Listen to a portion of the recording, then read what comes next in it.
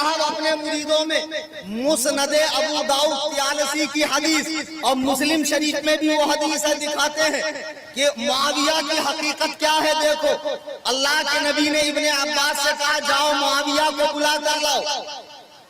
حضرت ابن عباس گئے, دیکھا وہ کھانا کھا رہے ہیں. یہ میں اعتراض کا جواب دے رہا ہوں, سن رہے ہو نا بھائی؟ دونوں ہاتھ اٹھا کر کہو یا رسول اللہ. یا رسول اللہ. تمہاری بیداری میں تو خیر کوئی کمی نہیں ہے. پیر صاحب حدیث سناتے ہیں, میں کہتا ہوں پیر صاحب حدیث قرآن یہ آپ کے بس کا کام نہیں ہے. مورچل لو اور پیٹ ٹھوکو یہ کام آپ کا ہے. حدیث قرآن کا کام ہم کو کرنے دو, جو جس کا کام ہے وہ کریں گا تو زیادہ صحیح رہے گا.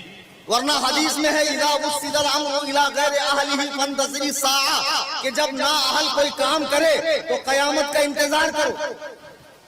پیر صاحب نے حدیث سنائی کہ حضور نے کہا جاؤ معاویہ کو بلا کر لاؤ. ابن عباس آئے, دیکھا کھانا کھا رہے ہیں, واپس آ گئے. کہا یا رسول اللہ معاویہ کھانا کھا رہے ہیں. حضور نے فرمایا حدیث ہے, لیکن دیکھو نتیجہ کتنا غلط نکالتے ہیں. حدیث ایک, قرآن ایک, اللہ ایک, رسول ایک, پھر فرقے کیوں ہے؟ کیونکہ کچھ لوگ اپنی سڑی ہوئی کھوپڑی سے حدیث و قرآن کو جب سمجھتے ہیں تو گمراہ ہو جاتے ہیں. ابن عباس نے آ کر کہا کھانا کھا رہے ہیں. حضور نے فرمایا لا اشبع اللہ بطنہ فی الدنیا, اللہ معاویہ کا پیٹ نہ بھرے دنیا میں. پیر صاحب کہتے دیکھو حضور نے معاویہ کو بددعا دی. ارے پیر صاحب تمہیں یہی نہیں معلوم کہ حضور علیہ, پہلے تو حدیث سمجھو. حضور نے کہا ابن عباس سے جاؤ معاویہ کو بلا لا.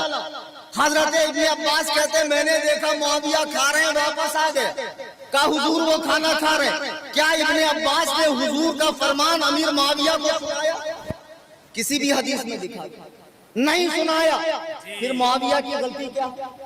پہلے تو یہ بتاؤ. دوسری بات, شریعت کا حکم ہے سخت بھوک اور سخت قضائے حاجت کی. اگر شدید حاجت ہو, سنڈاس پاخانہ پیشاب کی یا بھوک لگی ہو تو نماز نہ پڑھی جائے, پہلے اپنی ضرورت پوری کی جائے. یعنی کھانے کو اتنی اہمیت دی ہے. اگر حضرت امیر معاویہ کھا رہے تھے تو انہوں نے شریعت کے خلاف کیا کیا؟ تیسری بات آپ سنو, حضور نے جو فرمایا اللہ اس کا پیٹ نہ بھرے دنیا میں, تو یہ حضور کی بددعا نہیں ہے, شفقت ہے, دعا ہے. جیسے اللہ کے رسول علیہ السلام عمرہ کے لیے گئے, آپ کی زوجہ صفیہ بنت حیی بن اخطب کو حیض آ گیا. حدیث ہے بخاری کی, اللہ کے نبی نے کہا اقرا حلقا, تو بانج ہو, تیرا حلق خراب ہو جائے.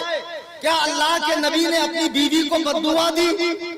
کیا حیض آنا ان کے ہاتھ میں ہے؟ نہیں, یہ خدا کی طرف سے ہے. بلکہ اللہ کے نبی کے فرمانے کا مطلب یہ ہے کہ یہ چیز ہمیں سفر سے روک نہیں سکتی ہے. خود حدیث پاک ہے, اللہ کے نبی علیہ السلام کا فرمان ہے. خوب غور سے سنو پیر صاحب, مسلم شریف کی حدیث نمبر 6622, اللہ کے نبی فرماتے ہیں, سرکار فرماتے اللہم انما محمد بشر یغضب يغضب البشر وإني قد تخذت عندك عهدا لن تخلي فنيه فأيما مؤمن آذيته أو سببته أو جلدته فاجعلها له كفارة قربة تقربه بها إليك يوم القيامة.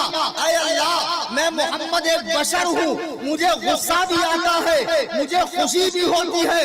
اگر میں کسی کو بددعا دوں تو مولا اسے آخرت میں تیری نزدیکی کا ذریعہ بنانا, اس پر انعام و اکرام کی بارش کرنا.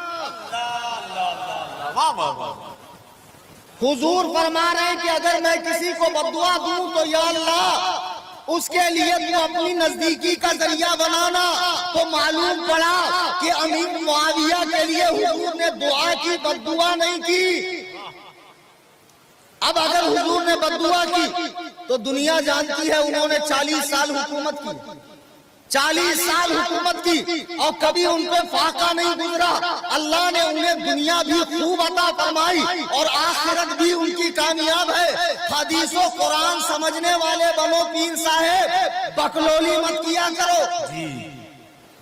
अल्लाह के नबी फरमाते हैं अल्लाह ने मुझे चुना, मेरे लिए मेरे सहाबा को चुना, फजअल अली मिनहुम उज़रा व अंसारा व असहारा, और इसमें कुछ को मेरा रिश्तेदार बनाया, कुछ को मेरा सहाबा बनाया,